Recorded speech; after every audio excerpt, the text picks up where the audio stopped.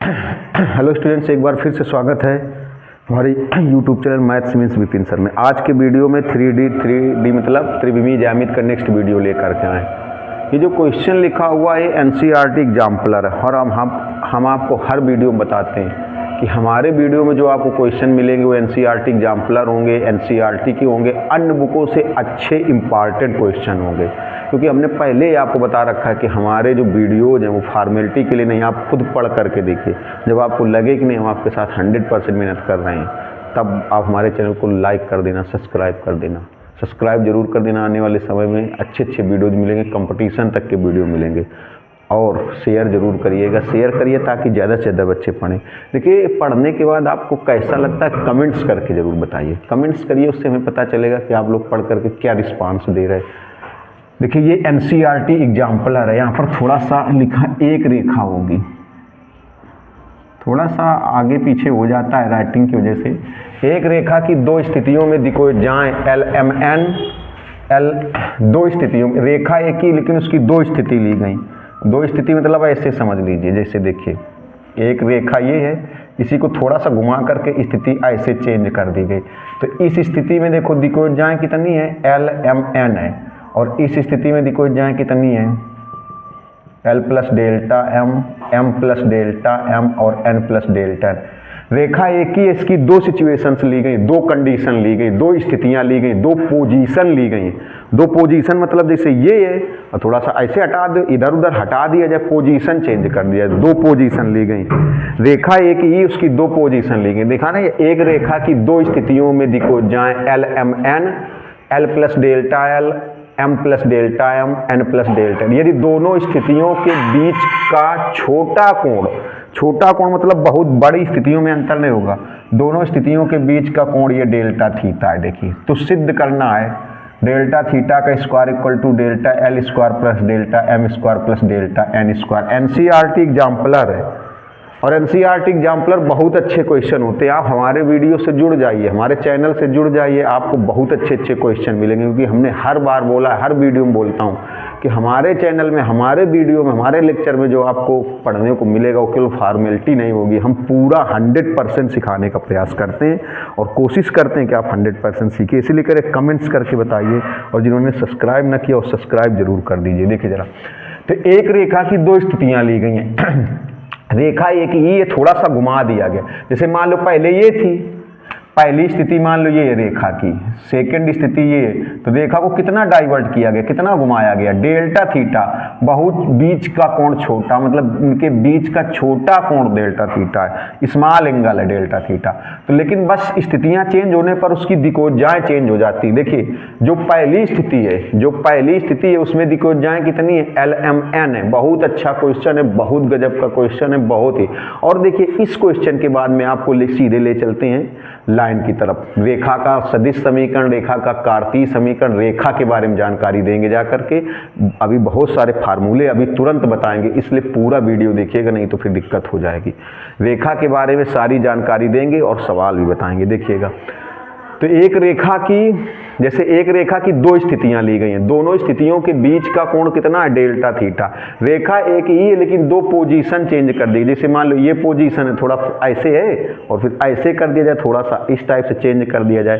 तो रेखा एक ही है, उसकी दो पोजीशन है, और दोनों पोजीशनों के बीच में, दोनों स्थितियों के बीच में जो छोटा कोण बनता है, छोटा का मतलब थोड़ा चेंज किया जाता है। देखिए, छोटा कोण का मतलब हो गया पोजीशन थोड़ी सी चेंज की जाती है, ज़्यादा चेंज नहीं की जाती है।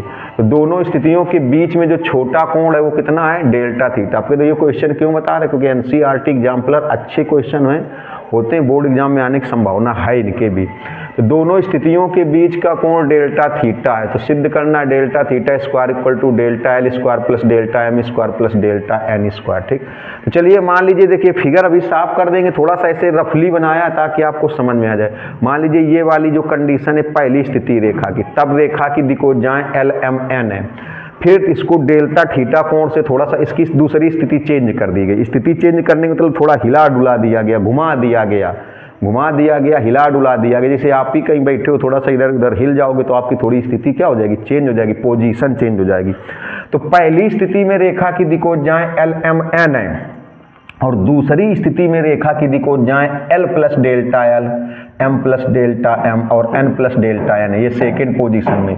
और दोनों पोजीशनों के बीच में, दोनों स्थितियों के बीच में जो कोण बनता है डेल्टा थीटा है। रेखा एक ही है लेकिन उसकी दो पोजीशंस ली गई, दो स्थितियां ली गई हैं। तो पहली और दूसरी दोनों स्थितियों के बीच का कोण डेल्टा थीटा है, तो ये सिद्ध करना है। अब देखिए इसको फिगर को साफ कर रहे हैं, सीधे क्वेश्चन मतलब सोल्यूशन बताते हैं। इसके बाद बहुत अच्छी चीज़ आपको बताएंगे, रेखा का पूरा कॉन्सेप्ट बताएंगे, इसलिए पूरा वीडियो देखिएगा। और जिन्होंने सब्सक्राइब ना किया हो, पहला देखने से पहले इसको सब्सक्राइब कर दीजिए, क्योंकि आने वाले समय में आपको कंपटीशन तक के वीडियो मिलेंगे हमारे चैनल में, क्योंकि लगातार वीडियो अपलोड हो रहे हैं। देखिएगा तो गौर से देखिएगा। आपको बता दें पहले वाले लेक्चर, जिन्होंने पहला लेक्चर ना देखा हो देख लीजिए। पहले वाले लेक्चर में आपको बताया गया था कि L square plus M square plus N square. भाई देखो आपको पहले वाले लेक्चर में बताया गया था L equal to cos alpha, M equal to cos beta, N equal to cos gamma. आपको पहले वाले लेक्चर में बताया गया था दिकोजाओं के वर्गों का योग। ये शायद ऐसे थोड़ा सिद्ध करके भी दिखाया था। Cos square alpha, cos square beta, cos square gamma 1 होता है। दिकोजाओं के वर्गों का योग 1 होता है। दिकोजाओं के वर्गों का योग 1 होता है। ये पहले वीडियो में बता चुके। पहला लेक्चर जो है अगर किसी ने ना देखा हो तो जा करके पहले पहला लेक्चर देख लीजिए। तो L square M square plus N square equal to 1 होगा। अब देखिए ये दिकोजाओं के वर्गों का योग, दिकोजाओं के वर्गों का योग या दिक कोसाइनों के वर्गों का योग 1 होता है। पहले लेक्चर में थोड़ा सा बताया था और उसका हल्का सा प्रूवमेंट भी बताया था, सिद्ध करके भी दिखाया था। आप जा करके पहला लेक्चर देख लीजिए।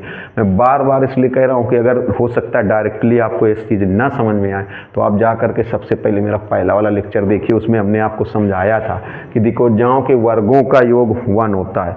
अभी ये भी दिकोजाएं देखिएगा, बहुत अच्छा क्वेश्चन है, बहुत गजब का क्वेश्चन है।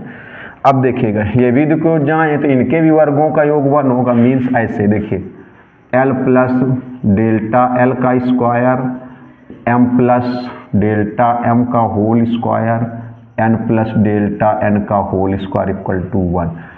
अगर मान लीजिए आपसे किसी पढ़े लिखे इंसान ने पूछ लिया कि ये 1 कैसे हुआ, तो हम आपको पहले लेक्चर में बता दिए थे। फिर से सुन लो, बार बार बता रहे, क्योंकि देखिए हमने बताया समझ में आना चाहिए, ऐसा पढ़ाया जाए कि बच्चे के दिमाग में पहुंचे। इसलिए हम 100% कोशिश करते हैं कि आपको 100% समझा सके। 100% ये कोशिश रहती है कि आपको 100% समझा सके। देखिएगा ये क्या है बताइए, दिकोजाओं के वर्गों का योग 1 होता है। आपको फर्स्ट लेक्चर में बताया था। तो एक ही रेखा की दो कंडीशन है। तो जब पहली कंडीशन में दिकोजाएं कितनी है L M N, तो L square plus M square plus N square कितना होगा 1। दूसरी जो कंडीशन है जब थोड़ा सा डेल्टा थीटा एंगल पर चेंज कर दिया जाता है, स्थिति चेंज कर दी जाती है, तो दूसरी जो कंडीशन है उसमें दिकोजाएं क्या है L plus delta L, M plus delta M, N plus delta N। तो ये देखिए अगर आपसे कोई पूछ ले ये कहाँ से आया, तो आपको पहले वाले लेक्चर में समझाया दिकोजाओं के वर्गों का योग 1, दिकोजाओं के वर्गों का योग 1। थोड़ा सा इसको सॉल्व कर लेते हैं, इसको गौर से देखना है ये कैसे हुआ। अगर मान लीजिए किसी पढ़े लिखे इंसान ने आपसे पूछ लिया तो आप अपने आप को पढ़े लिखे ही मानिए, आपका आंसर सही होना चाहिए कि ये पहली स्थिति में दिकोजाओं के वर्गों का योग, दूसरी स्थिति में दिकोजाओं के वर्गों का योग या दिक कोसाइनों के वर्गों का योग। पहली वाली स्थिति में, पहली स्थिति में दिकोजाओं के वर्गों का योग और दूसरी स्थिति में दिकोजाओं के वर्गों का योग। और दिकोजाओं के वर्गों का योग हमेशा 1 होता है, 1 होता है, 1 होता है, 1 होता है। रट डालिए, पहले लेक्चर में बताया था। इसको थोड़ा सा सॉल्व कर लो। L स्क्वायर, बहुत गौर से देखिएगा, फिर आएगा delta L square plus 2AB ना, तो 2L delta L, A plus B का होल स्क्वायर। इसको भी सॉल्व करिए, A square plus B square plus 2AB ये आएगा। फिर इसको A प्लस B के होल स्क्वायर के अकॉर्डिंग तोड़ेंगे तो N स्क्वायर डेल्टा N का square 2N delta N equal to 1। बहुत गौर से देखने की ज़रूरत है। देखिए अगर कोई पूछे आपसे, समझिए बहुत अच्छा क्वेश्चन है, इसलिए बार बार इसको समझा कि ये कैसे हुआ, तो आपको पता है कि दिक्कोजाओं के वर्गों का योग 1 होता है। तो आपसे कोई कहते यहाँ 1 हो गया तो यहाँ 1 क्यों हुआ, तो आप बताओगे ये पहली स्थिति में दिक्कोजाएं LMN है तो उनके वर्गों का योग 1, दूसरी स्थिति में दिक्कोजाएं L plus delta L, M plus delta M, N plus delta N है तो उनके भी वर्गों का योग 1 ही तो होगा। दिक्कोजाओं के वर्गों का, ये पहली स्थिति में दिक्कोजाओं के वर्गों का योग और ये दूसरी स्थिति में दिक्कोजाओं के वर्गों का योग, और दिक्कोजाओं के वर्गों का योग हमेशा 1 होता है। गौर से देखिएगा इसको a प्लस बी का whole square a square plus B square plus 2ab, a plus B का whole square a square plus B square plus 2ab, a plus B का whole square a square plus B square plus 2ab। एक काम करते हैं, देखिएगा ये l square plus ये m square, अच्छा क्वेश्चन मिला है अभी तक का, n स्क्वायर। इसके बाद रेखा के बारे में बताएंगे। देखिए इसके बाद ये delta l square, delta m square और ये डेल्टा n स्क्वायर। देखिए ये चीज़ें सिद्ध करके भी लानी, ये चीज़ें देखिए ये सिद्ध करके लानी, प्लस ये वाला और ये वाला, ये वाला, इन तीनों से 2 कॉमन कर लीजिए तो L delta L, L delta L, M delta M plus N delta N equal to कितना हुआ 1। अब देखिएगा इसको सॉल्व कर दिया है ना, इसको अब गौर से देखिएगा, इसकी वैल्यू भी 1 है, इसकी वैल्यू भी 1 है, ये देखिए 1 हो जाएगा डेल्टा L का स्क्वायर, डेल्टा M का स्क्वायर, डेल्टा N का square plus 2 L into delta L, M into delta M, N into delta N equal to 1। ये 1 से 1 क्या हो जाएगा, कैंसिल हो जाएगा। अगली लाइन और गौर से देखिएगा, देखिए बहुत मन से देखना, बहुत अच्छी तरीके से मेहनत करके आपको समझा रहे। इसको हम लोग ऐसे लिख सकते हैं, देखिए 2L डेल्टा L, पहले ये स्टेप लिख रहे हैं, M into delta M, N into delta N equal to, चलिए ऐसा करते पहले इसको इसी को लिख लो। देखो डेल्टा L का square, delta M square, delta N square, इसको उस साइड कर दे तो -2L into delta L, M into delta M plus N into delta N, equation first. इसका कभी ना कभी भी काम पड़ेगा। देखिएगा बहुत ही सरल क्वेश्चन है, लेकिन हम आपको बता दें अगर बोर्ड एग्जाम में आ जाए तो 90% बच्चे और बल्कि 95% बच्चे क्वेश्चन पढ़ के इसमें एक लाइन भी सॉल्व करने का मतलब ये नहीं कि साहस जुटाएंगे कि एक भी लाइन सॉल्व करें। क्यों? क्योंकि हमने बताया ना कि बच्चे बहुत कम कोर्स पढ़ते हैं, और हमारे वीडियो आप देखिए उसमें आपको फॉर्मेलिटी के लिए नहीं, विस्तृत जितना ज़्यादा से ज़्यादा जो अच्छे क्वेश्चन है सब मिलेंगे। इसीलिए एक एक टॉपिक पर 15-15, 16-16 लेक्चर हो जाते हैं। तो ज़्यादा इसलिए हो जाते हैं क्योंकि ज़्यादा पढ़ाया जा रहा है। तो पढ़िए आप। तो 2 स्थितियाँ थी, देखिए ये आपको बता दिया कि दिक्कोजाओं के वर्गों का योग 1, ये पहली स्थिति में दिक्कोजाएं, दूसरी स्थिति में दिक्कोजाएं, इनके भी वर्गों का, बस इनको थोड़ा सा सॉल्व कर दिया, ये रिजल्ट मिला। अब दोनों के बीच का कोण, तो हमने आपको बताया जिन्होंने पहला लेक्चर ना देखा हो आप देख लीजिए जा करके, नहीं तो फिर आप बीच का कोण, तो बीच का कोण का हम लोग कौन सा सूत्र लगाएंगे, cos थीटा बराबर L1 L2 plus M1 M2 N1 N2, ये सूत्र आपको बताया गया था कि जब दिक्कोजाएं दी जाए, यहाँ 2 स्थितियों में दिक्कोजाएं हैं, 2 स्थितियों में दिक्कोजाएं है ना, ये आपको बताया गया था कि जैसे 2 रेखाएं हैं, एक की दिक्कोजा L1 M1 N1 है और दूसरी रेखा की दिक्कोजा L2 M2 N2 है। जैसे पहली वाली रेखा है उसकी दिक्कोजा L1 M1 और N1 है, और दूसरी वाली रेखा की दिक्कोजा L2 M2 और N2 है। तो दोनों रेखाओं के बीच का कोण का आपको सूत्र बताया गया था पहले लेक्चर में, तो पहला लेक्चर जरूर जा करके देखिए। तो अब देखिए 2 स्थितियों के बीच का कोण, यहाँ पर 2 स्थितियों, 2 पोजीशन है ना, 2 स्थितियों के बीच का कोण, बीच का कोण, 2 स्थितियों के बीच का कोण, तो फार्मूला क्या होगा, cos थीटा, थीटा उनके बीच का कोण, लेकिन थीटा ना होकर के डेल्टा थीटा होगा, समझिएगा। फिर क्या होता है L1 L2, तो देखो L1 की जगह L आएगा और L2 की जगह ये आएगा L plus delta L, L plus delta L। फिर होता है M1 M2, तो M1 की जगह M आएगा और M2 की जगह ये आएगा M plus delta M। Question बहुत अच्छा है, N1 N2, तो N1 की जगह तो N आएगा, N2 की जगह ये आएगा, देखिएगा N प्लस डेल्टा N। ये जो सिद्ध करके लाना इसको समझना ये कैसे आएगा। तो ये हो गया बीच का कोण का सूत्र, कास थीटा बराबर, लेकिन यहाँ पर थीटा ना होकर के थीटा की जगह क्या हो जाएगा, डेल्टा थीटा। L1 L2 तो L1 L2 plus M1 M2 तो M1 M2 plus N1 N2 तो N1 N2। गौर से देखिएगा, ढंग से देखिएगा, मन से देखिएगा बहुत। तो कास डेल्टा थीटा ये हो जाएगा L स्क्वायर, और हो जाएगा ये फिर L delta L, M square M, यहाँ डेल्टा M होगा, सॉरी डेल्टा M, ये डेल्टा M है, M का अंदर गुणा करा दिया, N square N into delta N। अब देखिएगा यहाँ पर आएगा cos delta theta equal to L square plus M square plus N square. गौर से देखिएगा, प्लस ये तीनों एक साथ लिख दिए जाएं, देखो L delta L, M delta M, N delta N, ये एक साथ। ये वैल्यू 1 है, आपको पता है ये वैल्यू 1 है। देखिएगा ये वैल्यू जब 1 है तो गौर से देखिएगा, कास डेल्टा थीटा 1 प्लस इसकी वैल्यू रख दी जाए समीकरण 1 से, इसकी वैल्यू देखो, इतने की वैल्यू समीकरण 1 से, यहाँ से इसकी वैल्यू यहाँ से रखी जाए। देखिए तो कैसे रखोगे, ये इतनी आएगी, देखो इतनी आएगी, -1/2 डेल्टा L का स्क्वायर डेल्टा M का स्क्वायर डेल्टा N का स्क्वायर, ये वैल्यू आएगी। अरे भैया ये -2 इधर बटे में नहीं आ जाएगा, तो हो जाएगा -1। किसकी वैल्यू निकाली देखो, L delta L, M delta, अरे यार यहाँ पर भी गलत लिखा है, M डेल्टा M है यहाँ, M delta M, L delta L, M delta M, N delta N, इसकी वैल्यू निकालेंगे। तो जब इसकी वैल्यू यहाँ से रखोगे तो ये माइनस अपान में नहीं आ जाएगा, तो जाएगा -1/2 और ये delta L square delta M square, ये भैया -1/2 इधर आ जाएगा, तो इसकी वैल्यू रख दी गई समीकरण 1 से। अब देखिएगा, थोड़ा सा गौर से देखना है, बहुत ढंग से देखना है, बहुत मन से देखना है।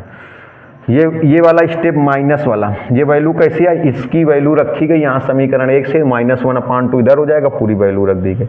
अब देखिए ये माइनस वाला टर्म इधर ले आओ, ऐसे 1/2 डेल्टा L स्क्वायर। 1 मिनट देख लें जरा बोर्ड में आ रहा है कि नहीं, जो पता लगा लिखते चले जाएं, कट रहा हो, नहीं आ रहा है अभी। देखिए delta L square delta M square delta N square, ये इस साइड हो गया पूरा, और ये 1 और ये कास डेल्टा थीटा इस साइड हो गया, कास डेल्टा थीटा इस साइड हो गया। अब गौर से देखिएगा, बहुत ढंग से देखना है, बहुत मन से। इसकी वैल्यू रख दी गई थी, इसकी वैल्यू, तो ये -1/2 और ये पूरा वैल्यू रख दी गई। ये माइनस वाला टर्म इधर आया प्लस का, ये कास डेल्टा थीटा इधर आ गया।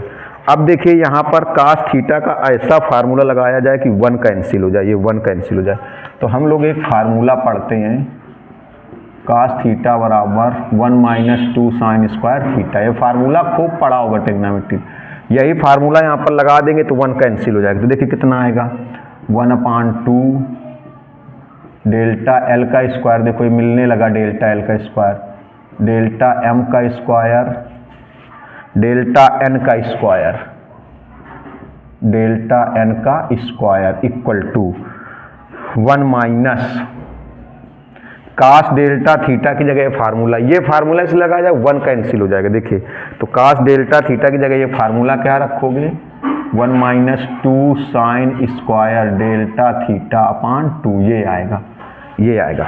अरे जैसे कास थीटा का होता है 1 - 2 साइन स्क्वायर थीटा/2, कास थीटा का होता है 1 - 2 साइन स्क्वायर थीटा/2, तो कास डेल्टा थीटा का क्या हो जाएगा, 1 - 2 साइन स्क्वायर डेल्टा थीटा/2, बस थीटा की जगह केवल डेल्टा थीटा हो जाएगा। तो 1/2 डेल्टा L का स्क्वायर डेल्टा M का स्क्वायर डेल्टा N का स्क्वायर इक्वल टू हो जाएगा -1 + 2 साइन स्क्वायर डेल्टा थीटा/2, 1 से 1 कैंसिल। अब देखिएगा इस 2 का इधर गुणा करा दो, तो हो जाएगा डेल्टा L का स्क्वायर प्लस डेल्टा M का स्क्वायर प्लस डेल्टा N का स्क्वायर इक्वल टू 2 दूनी 4 और ये क्या हो जाएगा sine square delta theta by 2। अब देखिएगा सिद्ध हो गया, डेल्टा एल का स्क्वायर डेल्टा एम का स्क्वायर डेल्टा एन का स्क्वायर बराबर 4। इसको हम लोग ऐसे भी लिख सकते हैं साइन डेल्टा थीटा बटे 2 पूरे का स्क्वायर, ऐसे भी लिख दो। अरे भैया कहीं साइन स्क्वायर थीटा है तो क्या इसको आप ऐसे नहीं लिख सकते हो, साइन थीटा का होल स्क्वायर लिख तो सकते हो ना। साइन स्क्वायर थीटा को आप क्या लिख सकते हैं, साइन स्क्वायर थीटा को ऐसे नहीं लिख सकते क्या, साइन थीटा का होल स्क्वायर, वही चीज़। अब देखिए आपको पता है फिजिक्स में पढ़ते हो डेल्टा थीटा बहुत छोटा है, ऐसा फिजिक्स में पढ़ते हैं प्रूवमेंट में डेरिवेशन में। तो फिर क्या करते हैं, आपने पढ़ा होगा एक आध डेरिवेशन, तो साइन डेल्टा थीटा को क्या लिख लेंगे डेल्टा थीटा बाई 2 केवल delta theta by sine delta. आपने फिजिक्स में पढ़ा होगा अगर थीटा बहुत छोटा है तो साइन थीटा को केवल क्या लिखा जाता था थीटा। फिजिक्स के किसी न किसी डेरिवेशन में आपने पढ़ा जरूर होगा। आप अगर बहुत अच्छे से पढ़ रहे थे आपने देखा होगा अगर कह दीजिए थीटा बहुत छोटा है तो साइन थीटा को केवल थीटा लिख देते हैं। तो इसमें ये डेल्टा थीटा बहुत छोटा है, बीच में छोटा कोण है उसमें दर्शाया गया है, तो डेल्टा थीटा बहुत छोटा कोण है या छोटा है तो साइन डेल्टा थीटा बाई 2 केवल क्या बनेगा, जब ये थीटा छोटा होता है जैसे आपसे कहीं पर ऐसे फिजिक्स के डेरिवेशन में पढ़ा होगा कि साइन अल्फा, अब कह दिया जाए अल्फा बहुत छोटा है या अल्फा छोटा है तो साइन अल्फा पूरा अल्फा ही लिखा जाता है, अल्फा ही लिखा जाता है, केवल अल्फा ही लिखा जाता है। पढ़ा होगा डेरिवेशन में, बहुत सारी चीज़ें सीखने की ज़रूरत है। तो साइन ये डेल्टा थीटा बहुत छोटा है तो साइन डेल्टा थीटा बाई 2 क्या बन जाएगा डेल्टा थीटा बाई 2, मतलब साइन हट जाएगा सीधे सीधे। तो अब देखिए क्या आएगा डेल्टा एल का स्क्वायर डेल्टा एम का स्क्वायर डेल्टा एन का स्क्वायर इक्वल टू 4। अब यहाँ पर क्या बचेगा, ये बचेगा डेल्टा थीटा बाई 2 का स्क्वायर, केवल इतना ही बचेगा, साइन हट जाएगा, केवल साइन हटेगा। तो डेल्टा एल का स्क्वायर, बहुत गजब का क्वेश्चन है, डेल्टा एन का स्क्वायर ये हो जाएगा 4, ये आ जाएगा देखो डेल्टा थीटा का स्क्वायर और इस 2 का स्क्वायर 4 हो जाएगा। तो 4 से 4 क्या हो जाएगा कैंसिल। अब देखिए जो प्रूवमेंट लाना था वो सिद्ध हो गया, प्रूवमेंट लाना था तो सिद्ध हो गया। तो देखिए इसका क्या काम पड़ा था, इसका काम यहाँ पर जब दोनों के दो स्थितियों के बीच का कोण निकाले तो यहाँ पर वैल्यू रखी गई थी इसकी -1/2 करके। इसके बाद साल हो गया, NCERT एग्जाम्पलर, बहुत अच्छा क्वेश्चन है, स्क्रीन शॉट लीजिए, तुरंत स्ट्रेट लाइन के बारे में बताने जा रहे हैं, लाइन के बारे में, इसलिए वीडियो पूरा देखिएगा, अंत तक रहिएगा, जल्दी से लीजिए स्क्रीन शॉट। अब देखिए कुछ हमने बताया रेखा के बारे में जानकारी ले रहे, सीधे सीधे स्ट्रेट लाइन की ओर ले चलते हैं। देखिएगा यहाँ से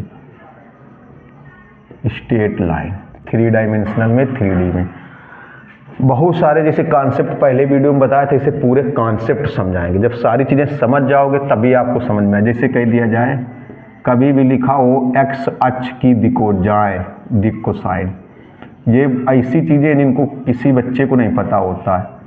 एक्स अक्ष की दिक्कोजाएं, देखिए तो ये एक्स अक्ष की दिक्कोजाएं होती है 1 0 0, वाई अक्ष की दिक्कोजाएं जरूरत पड़ेगा, ये किसी को पता ही नहीं होती, बच्चे सीरियसली नहीं लेते, इसलिए आप देखिएगा वाई अक्ष की दिक्कोजाएं, इनमें से एक अब ये निकाल के दिखाएंगे। एक्स अक्ष की दिक्कोजाएं वाई अक्ष की 0 1 0, ये निकाल के दिखाएंगे कैसे होती है, केवल देखिएगा, इनका सबका जरूरत पड़ेगा। जेड अक्ष की दिक्कोजाएं, जेड अक्ष की दिक्कोजाएं, जेड अक्ष की दिक्कोजाएं होती 0 0 1। अच्छा कैसे होती, चलो एक समझा देते। जैसे एक्स अक्ष की दिक्कोजाएं हैं, आपको फिगर से ऐसे देखो, ये ऐसे बनाया था, ये एक्स अक्ष है, ये वाई अक्ष है, ये जेड अक्ष है। आपको हमने जब पहला लेक्चर पढ़ाया था, थोड़ा समझिएगा, बता देते कैसे होती। जब पहला वाला लेक्चर पढ़ाया था तो हमने कहा था जब कोई रेखा एक्स अक्ष से अल्फा कोण बनाती है, जब देखो दिक्कोजाएं ऐसे बताई थी, एल बराबर कास अल्फा, एम बराबर कास बीटा और एन बराबर कास गामा, ऐसे समझाया गया था। ये कब होता है थोड़ा समझिएगा। हमने कहा था जैसे कोई ऐसी रेखा ली जाए कि जो रेखा एक्स अक्ष से अल्फा कोण बनाए, तो एक्स अक्ष से अल्फा कोण बनाए तो कास अल्फा, वाई अक्ष से बीटा कोण बनाए तो कास बीटा और जेड अक्ष से गामा कोण बनाए तो कास गामा। तो ये दिक्कोजाएं कैसी होती है समझना थोड़ा, कैसे आ गई। जब कोई रेखा एक्स अक्ष से अल्फा बनाती है, देखिएगा एक्स अक्ष से ऐसे आपको बताया था कि एक्स अक्ष से कितना अल्फा बनाए, वाई अक्ष से कितना बनाए कोण बीटा, पिछले फर्स्ट वीडियो में बताया था, जेड अक्ष से कितना बना है, गामा। जब कोई रेखा एक्स अक्ष से अल्फा बनाती है कोण, वाई अक्ष से बीटा कोण बनाती है, जेड अक्ष से गामा कोण बनाती है, तो उस रेखा की विकोज्याएं कास अल्फा, कास बीटा, कास गामा लिखी जाती है। लेकिन जब एक्स अक्ष ही लेंगे, रेखा की जगह क्या लेंगे, एक्स अक्ष। थोड़ा अब समझिएगा ये कैसे आई, इसको समझिएगा। जैसे ये आएंगे वैसे ये दोनों हो जाएंगे। देखिए तो जब एक्स अक्ष ही रेखा की जगह एक्स अक्ष लेंगे तो एक्स अक्ष खुद एक्स अक्ष से कितना कोण बनाएगा, 0। जब कोई रेखा एक्स अक्ष से अल्फा कोण बनाती, वाई अक्ष से बीटा और जेड अक्ष से गामा, तब उसकी दिक्कोज्याएं कास अल्फा, कास बीटा, कास गामा होती, तब उसकी दिक्कोज्याएं क्या होती हैं, कास अल्फा, कास बीटा, कास गामा। लेकिन जो एक्स अक्ष होगा, एक्स अक्ष खुद एक्स अक्ष से कितना कोण बनाएगा, जब रेखा की जगह एक्स अक्ष ही लेंगे तो एक्स अक्ष से कितना कोण बनाएगा, 0। एक्स अक्ष जो होगा वाई अक्ष से कितना कोण बनाएगा, 90। और जो एक्स अक्ष होगा वो जेड अक्ष से कितना कोण बनाएगा, 90। ये जो एक्स अक्ष है, ये देखिए, ये एक्स अक्ष अपने आप से कितना कोण बनाएगा, 0 बनाएगा। लेकिन यही एक्स अक्ष इस वाई अक्ष से कितना बनाएगा, 90। आपको बताया था, देखने से नहीं लग रहा लेकिन 90 होगा। और यही एक्स अक्ष जेड अक्ष से कितना बनाएगा, 90। तो देखिए जब खुद एक्स अक्ष, जब कोई रेखा एक्स अक्ष से अल्फा बनाती है, वाई अक्ष से बीटा कोण बनाती है, जेड अक्ष से गामा कोण बनाती है, तब उसकी दिक्कोज्याएं कास अल्फा, कास बीटा, कास गामा लिखी जाती। लेकिन ये एक्स अक्ष ही, तो एक्स अक्ष अपने आप से, एक्स अक्ष खुद एक्स अक्ष से कितना बनाएगा, 0। और ये एक्स अक्ष वाई अक्ष से कितना बनाएगा, 90। और यही एक्स अक्ष जेड अक्ष से कितना बनाएगा, 90। देखिए तो कास 0 की वैल्यू कितनी हो जाएगी, 1, कास 90 की वैल्यू 0, कास 90 की वैल्यू 0। ऐसे आया ये, चाहो तो स्क्रीनशॉट ले सकते हो। दूसरी चीज देखिए, वेक्टर में समझाते थोड़ा सा गौर से देखिएगा। देखिए प्रूवमेंट भी होता है, लेकिन प्रूवमेंट जरूरी नहीं होता। जिसका जरूरी था, जैसे प्रॉपर्टी वगैरह में प्रगुण वगैरह का, तो उसको बताया गया था आपको। इसका जरूरी नहीं, ऐसे समझिए। देखिए अब रेखा में आ जाते हैं, ए से जाने वाली बी के समांतर रेखा का समीकरण, रेखा का सदिश समीकरण, समांतर रेखा का सदिश समीकरण। यहां से बहुत गौर से देखिएगा सारे का सदिश समीकरण। आर वेक्टर बराबर होता है A vector plus lambda B vector. चाहो तो इसका थोड़ा सा प्रूवमेंट बता देते। अच्छा देखिए, ए से जाने वाली बी के समांतर रेखा का सदिश समीकरण ऐसे होगा। देखो थोड़ा सा समझा देते हैं। जैसे यहाँ ए कोई बिंदु है, ये कोई वेक्टर है। अब कहते जाए ए से जाने वाली, तो ये ए से जा रही, देखो ए से जा रही, मान लो ये ए है, ए कोई बिंदु है, इसको कैपिटल ए से डिनोट किया गया है। ए से जाने वाली बी के समांतर, ये मान लो कोई रेखा है बी, तो इसी के समांतर भी है, देखो इसी के समांतर। ये प्रूवमेंट समझा रहा है, वैसे प्रूवमेंट की कोई ज़रूरत नहीं, लेकिन समझ लीजिए एक का प्रूवमेंट बता रहे हैं। ए से जाने वाली बी के समांतर रेखा का सदिश समीकरण, इस प्रूवमेंट की कोई ज़रूरत नहीं, लेकिन समझ लीजिए। जैसे ए का मतलब ये कैपिटल ए है, जिसके स्थिति सदिश वेक्टर ए है, जिसका स्थिति सदिश निर्देशांक वेक्टर है, तो ए से जाने वाली, और देखिए बी के समांतर है, बी के समांतर रेखा का समीकरण, समांतर रेखा का समीकरण। चलिए मान लेते हैं यहाँ पर कोई बिंदु ऐसे ये P है, तो ये मान लेते हैं, गौर से देखिएगा थोड़ा सा, मान लेते हैं, देखिए कैसे प्रूवमेंट आएगा, गौर से देखिएगा। मान लेते हैं, माना ए का स्थिति सदिश OA वेक्टर हो जाएगा, ए का स्थिति सदिश क्या हो जाएगा, OA वेक्टर, और ये कितना दिया गया, A वेक्टर। P का स्थिति सदिश OP वेक्टर, इसी को R वेक्टर माना जाता है, इसको R वेक्टर मान लिया गया। और AP कितना हो जाएगा, AP किसके समांतर है, इस B के, तो AP बराबर हो जाएगा लेमडा बी। ये आपने पढ़ा होगा। देखिए आपको बता दें, ना पढ़ा हो तो समझ लीजिए, वैसे ये सीधे डायरेक्ट याद रखिए, लेकिन ये समझा दे रहे कैसे होता है। ए से जाने वाली, तो ए मतलब बिंदु ए है, ये कैपिटल ए जिसके निर्देशांक वेक्टर ए है, या जिसका स्थिति सदिश वेक्टर ए है। और स्थिति सदिश आपने वेक्टर अभी हमने नहीं पढ़ाया, तो हम ज़्यादा जोर नहीं दे के कह सकते हैं। मूल बिंदु O के सापेक्ष ए का स्थिति सदिश क्या लिखा जाएगा, ए वेक्टर। मूल बिंदु O के सापेक्ष P का स्थिति सदिश मान लिया गया R वेक्टर। और AP वेक्टर कितना आएगा, चूंकि ये जो AP है ये B के पैरेलल है, B के समांतर है। आपने पढ़ा होगा वेक्टर में, आप बिल्कुल वेरी मोस्ट इंपॉर्टेंट चीज़ है ये चीज़। आप मरने के बाद अगर भूल गए तब भी दिक्कत होगी, दाह संस्कार में भी दिक्कत होगी अगर मरने के बाद भी भूल गए। ये भूलना ही नहीं है कि अगर कह दिया जाए A तथा B कह दिया जाए समांतर है, हमेशा ध्यान रखिएगा, तो हमेशा इसे लिखा जाता है ए बराबर लेमडा बी वेक्टर। अभी जो लेमडा है सुन लीजिए ये जो लेमडा है प्लस में भी हो सकता है, लेमडा की कोई भी वैल्यू हो सकती है। लेमडा अदिश है, यहाँ पर देखो लेमडा में वेक्टर नहीं लगा, लेमडा प्लस का भी हो सकता है, माइनस का भी हो सकता है, अगर जरूरी नहीं है ये इस साइड भी हो सकता है। लेमडा ए वेक्टर बराबर बी वेक्टर, तब भी समांतर ही रहेगा।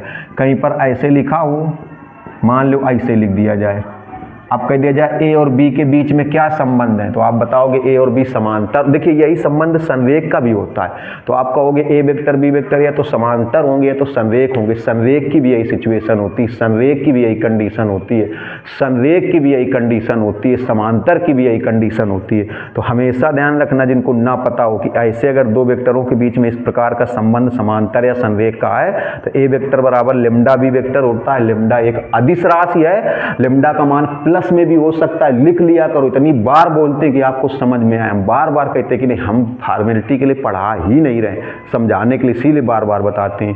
तो यहाँ पर जो लेमडा है वो अदिश राशि है, प्लस में भी हो सकता है, माइनस में भी हो सकता है। लेमडा जरूरी नहीं कि बी की तरफ हो, लेमडा ए की तरफ भी हो सकता है। लेमडा का मान धनात्मक भी ऋणात्मक भी, लेमडा का मान पूर्णांक भी हो सकता है, भिन्नात्मक भी हो सकता है। पूर्णांक देखो यहाँ भिन्न संख्या ली गई 11/13, समझ गए कि नहीं समझ गए। तो अब बताइए जरा, तो ये जो AP है वो B के समांतर है, ये जो AP है जिसे आपने पढ़ा A जब B के समांतर है तो AP B के समांतर है, तो AP वेक्टर क्या बनेगा, lambda B vector. AP vector क्या बनेगा, लेमडा B वेक्टर। अब आप देखो फिगर से सदिशों के योग का त्रिभुज नियम जो पढ़ा होगा, हमने तो नहीं पढ़ाया, तो OP वेक्टर बराबर क्या लिख सकते हो, OA vector plus AP vector, OA vector plus AP vector. ये सदिशों के योग का त्रिभुज नियम आपने पढ़ा होगा। तो OP वेक्टर को ही R वेक्टर माना गया। OA वेक्टर कितना है, OA वेक्टर है A वेक्टर और प्लस AP वेक्टर है लेमडा B वेक्टर। ये देखिए इसे प्रूवमेंट का थोड़ा सा स्क्रीनशॉट ले लीजिए। वैसे जरूरी नहीं, आपके लिए इतना ध्यान रखिए कि A से जाने वाली B के समांतर रेखा का सदिश समीकरण R वेक्टर बराबर R वेक्टर, ये हो गया A vector plus lambda B vector. गौर से देखिएगा थोड़ा सा, ये चीज़ तो कभी भूलना नहीं, परेशान हो जाओगे। वेक्टर हमने नहीं पढ़ाया तो हम ज़्यादा जोर नहीं दे सकते, लेकिन फिर भी समझिएगा थोड़ा सा, बहुत गौर से देखिए। बहुत सारी चीज़ें होती हैं जो बच्चों को क्लियर नहीं होती, इसलिए बच्चे परेशान हो जाते हैं। गौर से देखिएगा। अब देखिए जैसे कह दिया जाए x1 y1 z1 से जाने वाली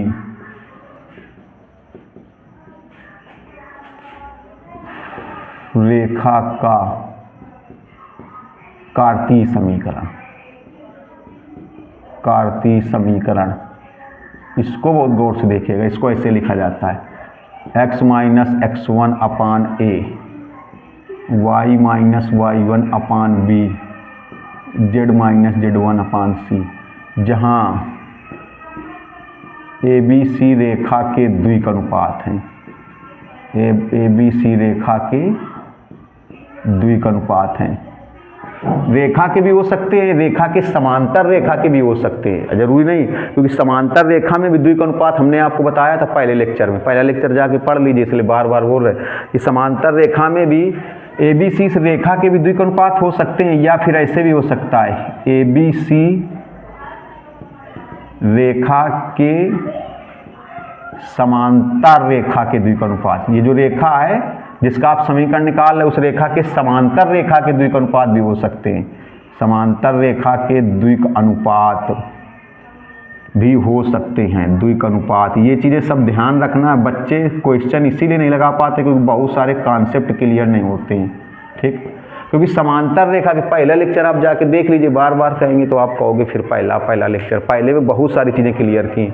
तो यहाँ पर जो x1 y1 तो वो बिंदु हो गया जिससे होकर रेखा जाती है, और ABC रेखा के द्विक अनुपात होंगे, या रेखा के द्विक अनुपात नहीं होंगे तो रेखा के जो समांतर रेखा होगी उसके भी द्विक अनुपात हो सकते हैं। रेखा के समांतर रेखा के द्विक अनुपात भी ABC हो सकते हैं, क्योंकि आपको पीछे बताया था पहले लेक्चर में कि दो समांतर रेखाओं के द्विक अनुपात बराबर या समानुपाती होते हैं, बराबर या समानुपाती होते हैं, बराबर या समानुपाती होते हैं, और समानुपाती को बराबर भी बना सकते हैं। तो ये हो गया। अब देखिए इसी का रेखा का सममित रूप भी बोला जाता है। इसी को रेखा को क्या बोला जाता है, रेखा का सममित रूप भी बोला जाता है। रेखा का सममित रूप भी, जैसे ये रेखा है, मान लो ऐसे है, ये x1 y1 z1 से जाती है, x1 y1 z1 से जाती है। चौथी वेरी वेरी मोस्ट इम्पॉर्टेंट चीज़, वेरी वेरी मोस्ट इम्पॉर्टेंट, जो इसको नहीं पढ़ेगा वो मरने के बाद पछताएगा। क्यों? क्योंकि यमराज के यहाँ जब एंट्री करोगे तो एंट्री पास में ये पूछा जाता है, एंट्री पास में। इसलिए देखिए मरने के बाद, जिंदा में तो काम आएगा, मरने के बाद भी काम आएगा। एंट्री पास है ये। क्या? अगर रेखा पर कोई बिंदु निकालना हो, रेखा पर स्थित कोई भी बिंदु कैसे निकालेंगे, कोई भी बिंदु कैसे निकालते हैं थोड़ा समझिएगा, इसकी बहुत बड़ी ज़रूरत है। जैसे रेखा पर एक बिंदु तो चलो ये हो गया, इसके अलावा बहुत सारे बिंदु होंगे। ये सारे अगर कोई बिंदु हम लोग निकालना चाहें तो कैसे निकालेंगे, तो थोड़ा सा देखिएगा। x minus x1 upon a, y minus y1 upon b, z minus z1 upon c। रेखा पर अगर कोई बिंदु निकालना चाहते हैं तो पहले रेखा को मान लें किसी के बराबर, चलो लेमडा के बराबर मान लिया, या के के बराबर मान लें, या लेमडा के बराबर मान लें, के बराबर मान लें या लेमडा के बराबर मान लें। ये बहुत ज़रूरी है भैया। रेखा पर स्थित बहुत सारे बिंदु, किसी भी रेखा पर असंख्य बिंदु स्थित होते हैं, असंख्य बिंदु स्थित होते हैं, असंख्य बिंदु स्थित होते हैं।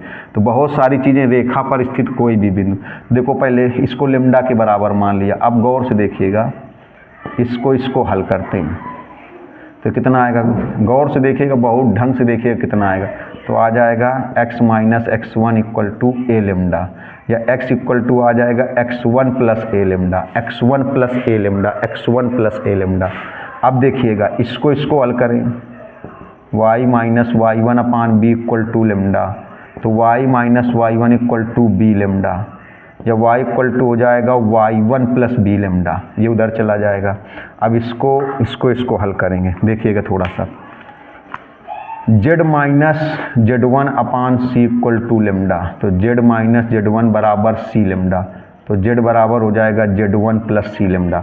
तो बताइए रेखा पर स्थित बिंदु क्या आएगा, रेखा पर स्थित बिंदु क्या आएगा, x1 प्लस ए लेमडा, पहले समझिएगा, y1 प्लस बी लेमडा और z1 प्लस सी लेमडा। मतलब रेखा पर स्थित अगर कोई बिंदु निकालना पड़ जाए तो ऐसे निकालेंगे, कॉन्सेप्ट बताया। अगर आपसे कोई पूछ ले, चलो मान लो जैसे ये रेखा है, रेखा पर स्थित कोई बिंदु अब निकालना है तो ऐसे ही निकालेंगे।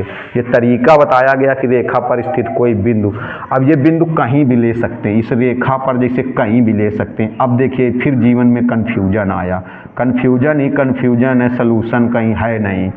अब समझिएगा, अब कह दिया जाए रेखा पर एक, तो कह दिया जाए एक ही बिंदु इतनी जगह कैसे स्थित हो सकता है, एक बिंदु तो एक ही जगह पर हो सकता है, इतनी जगह कैसे हो सकता है, ये बिंदु कहीं भी हो सकता है। अब आप कहोगे सब उल्टा सीधा पढ़ाई दे रहे, तभी हमने कहा कन्फ्यूजन ही कन्फ्यूजन है। देखिएगा, तो रेखा पर स्थित बिंदु निकालने का ये तरीका अगर भूल गए तो आप समझ लो मरने के बाद आपको प्रॉब्लम होगी। जिंदा में तो बहुत प्रॉब्लम होगी, मरने के बाद जब आप यमराज के यहाँ जाएंगे तो ये एंट्री पास है भैया। ये चीज़ तो भूलना ही नहीं है, किसी को नहीं भूलना कि रेखा पर स्थित कोई बिंदु, अगर रेखा पर किसी बिंदु की ज़रूरत पड़ जाए तो कैसे निकाला जाता है। तो ये रेखा पर कहीं भी ले सकते हैं। अब देखिए, अब बताते हैं कि अगर कोई आपसे पूछ बैठे कि एक बिंदु पूरी रेखा में स्थित होगा का, तो आप बताओगे हाँ ये बिंदु पूरी रेखा में स्थित होगा। तब आपसे कोई मैथमेटिशियन अगर टकरा जाएगा तो कहेगा गलत, एक बिंदु तो रेखा में एक ही जगह होता है, तो आप बताओगे नहीं ये हर जगह होगा। तो अगर कोई पूछे कि एक बिंदु हर जगह कैसे संभव है, तो आप बताओगे संभव है। तो फिर कोई कहेगा नहीं संभव है, तो आप कह देना संभव है। तो कैसे संभव है, अगर देखिए, अगर इसको इस जगह ले, मान लो इसी बिंदु को इस जगह लिया, इसी बिंदु को इस जगह लिया, इसी बिंदु को इस जगह लिया, तो तीनों जगह संभव, हाँ संभव है। लेकिन मालूम है अगर कोई आपसे कह दे कि एक बिंदु तो एक ही जगह स्थित होता है, तीन जगह कैसे होगा, वो तो अलग अलग होगा, तो आप बताओगे अलग अलग ही होगा। तो फिर आपसे कोई कहेगा आप तो दोनों तरफ बोल रहे, उल्टा भी बोल रहे, सीधा भी बोल रहे, इधर भी होगा इधर भी होगा, तो अलग अलग कैसे होगा, होगा। जब ये इधर होगा तो इस लेमडा का मान कुछ अलग होगा, जब ये इधर चला जाएगा तो लेमडा का मान बदल जाएगा, जब ये इधर चला जाएगा तो लेमडा का मान बदल जाएगा, लेमडा का मान बदल जाएगा तो बिंदु भी बदलता जाएगा। जब लेमडा का मान बदल जाएगा तो बिंदु भी बदलता जाएगा। यहां पर जब लोगे यही बिंदु, तो लेमडा की वैल्यू कुछ अलग होगी। जब यही खिसक करके बी वाली कंडीशन में चला जाएगा तो लेमडा की वैल्यू बदल जाएगी, तो बिंदु बी बदल जाएगा। जब यही खिसक करके सी पर चला जाएगा तो लेमडा की वैल्यू बदल जाएगी, तो बिंदु बी बदल जाएगा। लेकिन इस बिंदु को हम रेखा पर कहीं भी ले सकते हैं। आपको तो कहाँ लेंगे, जहां पर हमें जरूरत पड़े। मेरी बात समझिएगा, इस बिंदु को रेखा पर कहीं भी ले सकते हैं, लेकिन हर स्थिति में लेमडा का मान बदलता जाएगा तो बिंदु की वैल्यू भी बदलती जाएगी। हर स्थिति में लेमडा का मान बदलता जाएगा तो बिंदु की वैल्यू भी बदलती जाएगी। तो अब अगर पूछा जाए कि रेखा पर लेंगे कहां पर, तो सवाल लगाते समय जिस जगह पर हमें जरूरत होगी, सवाल लगाते समय जिस जगह पर जरूरत होगी उसी जगह पर हम लोग दर्शा देंगे इस बिंदु को। समझ गए कि नहीं समझ गए? तो बिंदु कैसे निकाला जाता है ये बताया। लीजिए जल्दी से स्क्रीनशॉट, फिर आगे बताते हैं। गौर से जल्दी से स्क्रीनशॉट ले लीजिए भैया, बहुत ढंग से जल्दी से स्क्रीनशॉट ले लीजिए। चलिए देखिए, बहुत सारी चीजें हैं जो आपको समझानी भैया। हम सोच रहे हैं आज कॉन्सेप्ट समझा दें तो अगले दिन आपको सीधे इसके क्वेश्चन ही चलेंगे। अब देखिए, तो हो गया एक बिंदु से जाने वाली रेखा का समीकरण। अब दो बिंदु से जाने वाली रेखा का समीकरण समझते हैं। दो बिंदुओं से जाने वाली रेखा का समीकरण, दो बिंदुओं से जाने वाली रेखा का समीकरण। आप सीधे प्रूवमेंट नहीं बता रहे, सीधे देखिए क्वेश्चन वो बता रहे। चलो जैसे कह दिया जाए, दो सदिशों या दो बिंदुओं ए वेक्टर तथा बी वेक्टर से जाने वाली रेखा का सदिश समीकरण, ये होगा आर वेक्टर बराबर, अब इसका प्रूवमेंट नहीं होता, a vector lambda B vector minus a vector. सीधे याद रखो। अच्छा बताइए, कैसे पता चलेगा कि जो अभी पहले बताया गया था वो लगेगा कि ये लगेगा? उसमें क्या था, देखिए बहुत बड़ा अंतर है। उसमें था ए से जाना था और बी के समांतर था।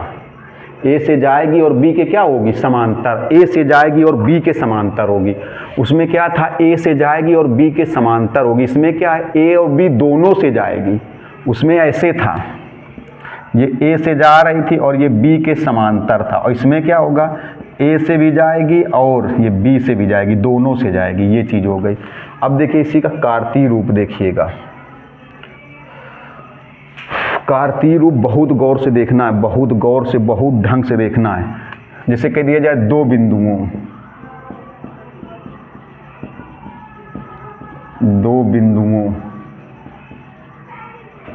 x1 y1 z1 एवं x2 y2 z2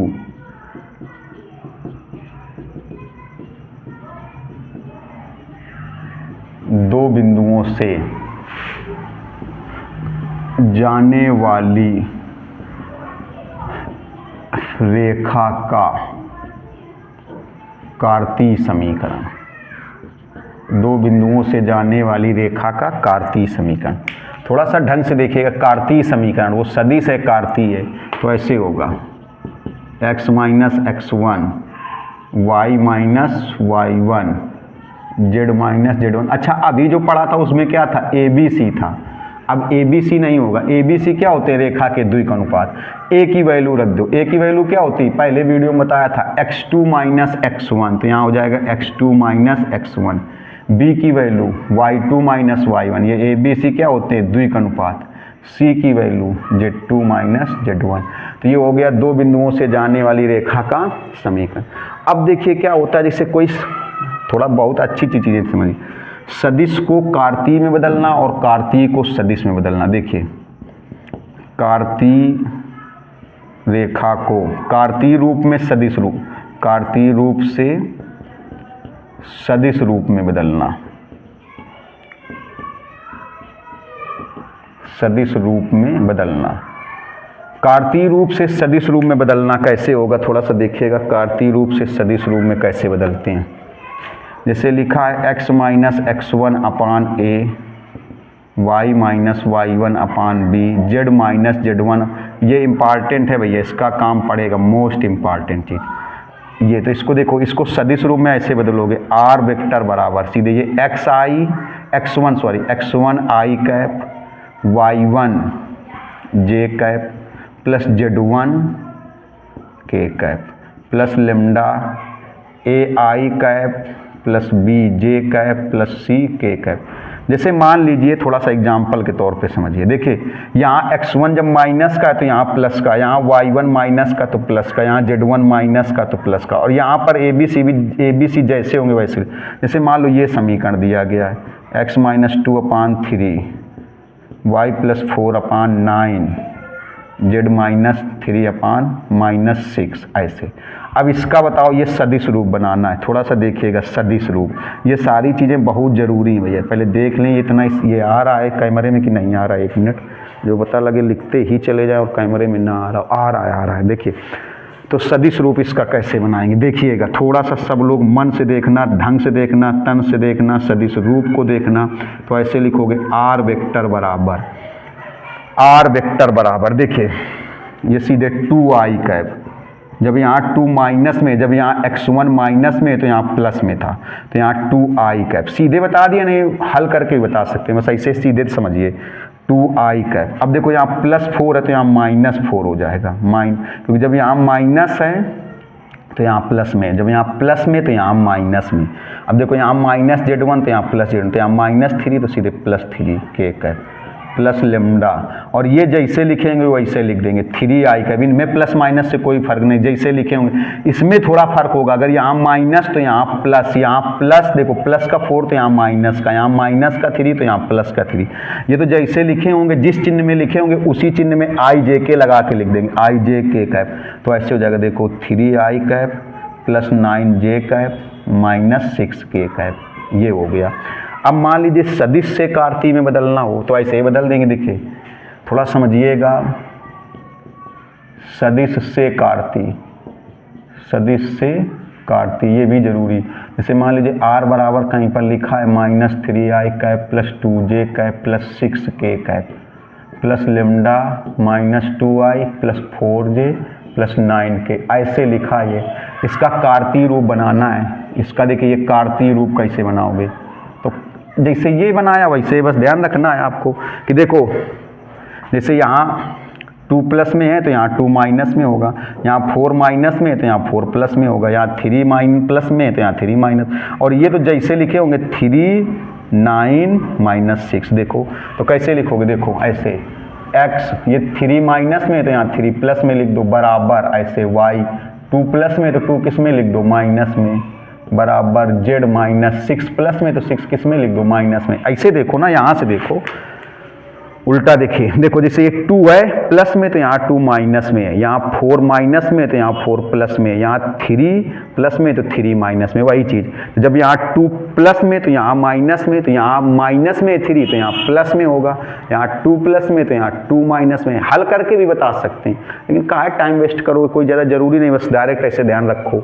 -3 तो +3, यहाँ प्लस का 2 तो माइनस का 2 प्लस का 6, और ये तो जैसे लिखे होते हैं, जैसे आपने देखा 3, इनमें कोई चिन्ह परिवर्तन नहीं होता, 9 और -6, तो इसमें कोई चिन्ह परिवर्तन नहीं होगा। ये -2 बटे में और ये 4 बटे में और ये 9 बटे में, ये हो गया सदिश से कार्तीय में बदलना। ये हो गया देखिए सदिश से कार्तीय में बदलना। बहुत गौर से देखिएगा, थोड़ा सा इनका स्क्रीनशॉट जरूर ले लीजिए आपको, तो कुछ अच्छी चीज़ें बता दें फिर। और देखिए ये 2 बहुत ही अच्छे क्वेश्चन लिखे हैं स्क्रीन पर, 2 बहुत ज़बरदस्त क्वेश्चन लिखे, अच्छे क्वेश्चन लिखे, इनको समझिएगा।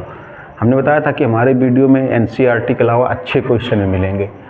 बिंदु ए 4 5 10, बी 2 3 4, सी 1 2 -1 1 2 -1 समांतर चतुर्भुज के शीर्ष है, तो ए बी तथा बी सी के समीकरण और डी के निर्देशांक ज्ञात करिए। दूसरा भी ऐसे, समांतर चतुर्भुज में ए बी सी के स्थिति सदिश क्रमशः, समांतर चतुर्भुज ए बी सी डी हो गया, यहाँ थोड़ा मिसप्रिंट हो गया, चलिए बोले दे रहे बता दे रहे, इतना तो समझ सकते हो। समांतर चतुर्भुज ए बी सी डी में ए बी सी के स्थिति सदिश क्रमशः, ये ए का स्थिति सदिश है, ये बी का स्थिति सदिश है, ये सी का, तो कहा गया बी डी का समीकरण ज्ञात करो। देखिए डी इसमें भी नहीं पता है, डी इसमें भी नहीं पता है, और डी इसमें भी नहीं पता, डी के निर्देशांक भी, तो यही दूसरा बताए दे रहे। देखिए दूसरा वाला थोड़ा सा देखिएगा, दूसरा वाला जैसे ये समांतर चतुर्भुज है। आप एक चीज़ हमेशा ध्यान रखना, जो शीर्ष बिंदु निर्देशांक ये स्थिति सदिश ही होते हैं, जैसे ये ए बी सी, जब तक डी नहीं पता होगा तब तक बी डी का समीकरण कहाँ से आ जाएगा। इसमें भी डी बताना है। देखो ए वाला कितना है, ए वाला है ये 4i, ऐसे है। अगर इसको बिंदु बनाएंगे तो क्या बनेगा, 4 5 -10। जैसे इसको है, इसको वेक्टर बनाओगे तो क्या बनेगा, 4i cap plus 5j cap plus 10k cap.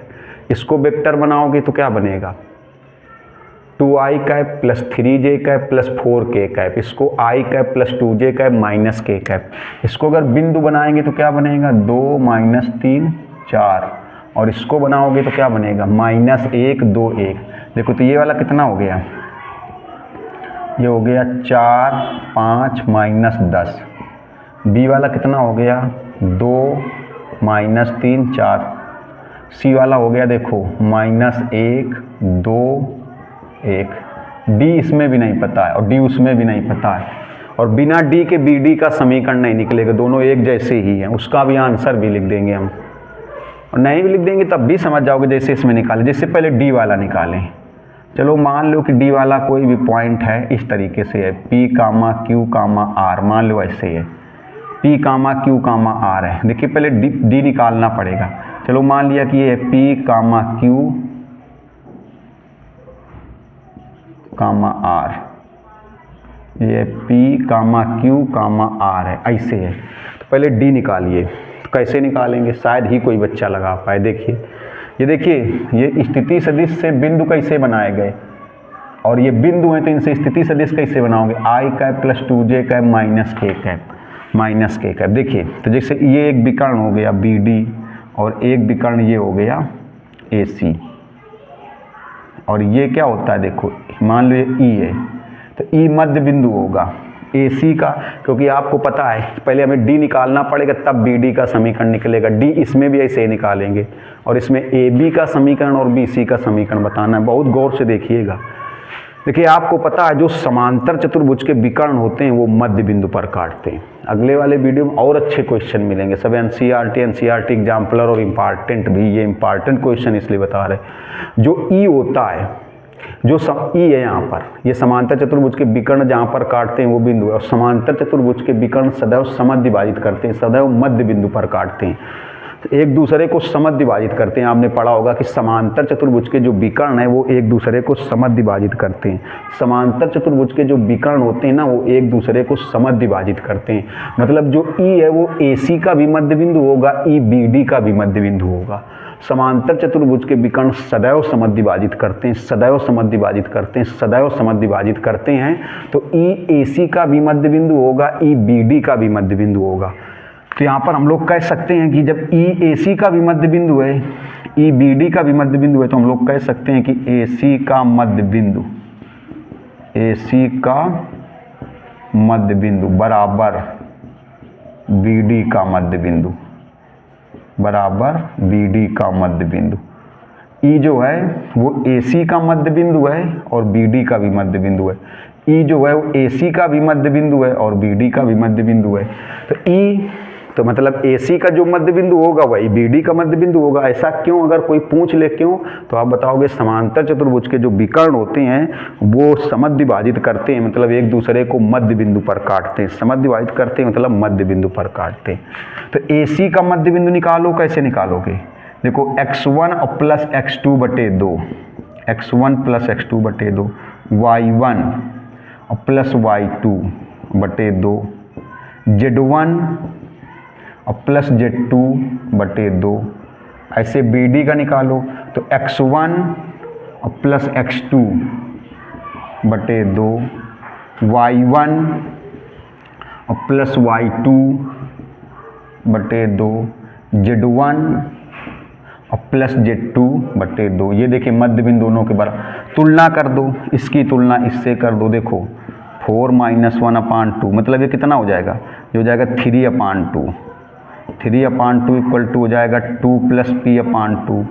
2 से 2 कैंसिल, ये 2 इधर ले आओ तो 3 - 2, तो p बराबर देखिए 1 आ गया। P बराबर 1 आ गया, P बराबर 1 आया। तुलना कर रहे देखिए, ये हुआ 7/2, ये हुआ 7/2 और ये हुआ -3 + Q/2। ये अब ये माइनस का 3 इधर आएगा तो प्लस का हो जाएगा, तो Q बराबर 10 आ गया, Q बराबर 10। अब देखिए ये हो जाएगा -9/2, -9/2 और 4 + R/2, 2 से 2 कटा, -9, 4 इधर लाएंगे माइनस का हुआ, तो R बराबर आया -13। देखिए तो D के निर्देशांक क्या निकले, D के निर्देशांक 1, 10, -13। अब BD का समीकरण निकालना है, देखिएगा थोड़ा सा BD का समीकरण। तो BD का समीकरण गौर से देखिएगा, BD का, तो B वाला क्या है, B वाला बिंदु है ये 2, -3, 4 और D वाला कितना निकला, D वाला ये निकला देखिए 1, 10, -13। तो BD का 2 बिंदु है ना, तो BD का समीकरण गौर से देखिएगा, BD का समीकरण, यहाँ सदिश भी निकाल सकते हो, कार्तीय भी निकाल सकते हो। सदिश निकाल लो तो कार्तीय में बदल दो, कार्तीय निकाल लो तो सदिश में बदल दो। सदिश अगर निकाल लो तो कार्तीय में बदल दो, और कार्तीय निकाल लो तो सदिश में बदल दो, दोनों किसी एक में निकाल दो। जैसे कार्तीय निकालने तो ये सूत्र x - x1 x2 - x y - y1 अपान y2 - y1 z - z1 अपान z2 - z1। देखिएगा थोड़ा सा, तो x - x1 की जगह 2, y - y1 की जगह -3, z - z1 की जगह 4, क्योंकि ये है x1 y1 z1, x2 - x1 1 और -2, y2 और -y1 तो +3 हो जाएगा, z2 - z1 ये, तो x - 2 अपान -1, y +3 अपान 13, z -4 -17 ये आया। अब अगर इसको कार्तीय रूप में बदलना है तो कैसे बदलेंगे, देखिएगा कार्तीय रूप अभी बताया था, अभी थोड़ी देर पहले, r वेक्टर बराबर, देखिए ये माइनस में 2 है तो यहाँ प्लस में 2i, यहाँ प्लस में 3 है तो यहाँ माइनस में 3j हो जाएगा। अभी बताया था माइनस में 4 है, अभी बदलना बताया था, माइनस में 4 तो प्लस में 4k का प्लस लेमडा। यहाँ तो जैसे है चिन्ह बदलेगा नहीं, जैसे -1 है तो -i कैप, 13 है तो 13j कैप, -17 है तो -17k कैप। अभी आपको बताया था, अभी थोड़ी देर पहले ले, तो ये सदिश रूप है, सॉरी ये कार्तीय रूप है, ये सदिश रूप है, ये सदिश रूप हो गया। ऐसे आप पहले वाला लगा लेंगे, बिल्कुल पहले में 2 समीकरण है AB के और BC के। अब अगर आपको लगा हो कि नहीं अपने आप को 100% प्रयास किया तो पहले कमेंट्स करो, पहले सब्सक्राइब करिए और तुरंत कमेंट्स करिए, और मिलते हैं नेक्स्ट वीडियो में। तब तक के लिए नमस्कार, धन्यवाद। जुड़े रहिएगा चैनल से, क्योंकि बहुत अच्छे नंबर लाने हैं तो पढ़ करके ही ला सकते हो।